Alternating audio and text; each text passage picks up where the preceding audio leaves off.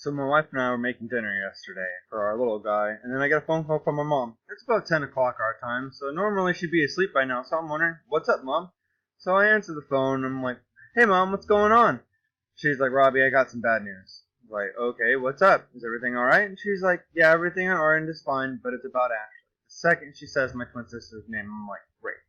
Is this going to be about money? Does she need something? Is there something else that happened that I have to try to help her with? Nope. Instead, my mom was like, your sister's in the hospital. And I'm like, what? Immediately taken back by what my mom just told me. I'm like, I don't know what to do now. And she's like, yeah, she overdosed on meth. The doctors are saying she's going to pull through and that she'll be fine, but that it's going to be a long recovery process. I immediately just start thinking about her little girl. She's got a 3-year-old daughter named Madison who wants nothing more than to have her mom at all times. So now mom can't take care of you, so grandma's going to have to, so mom can try to get help. I immediately started thinking, well, I can't be the only one. There's no way she's the only person in here that would need this help like this, right?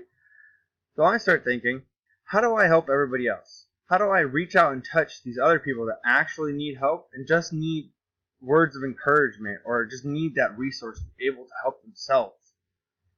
So that's what we're going to be talking about.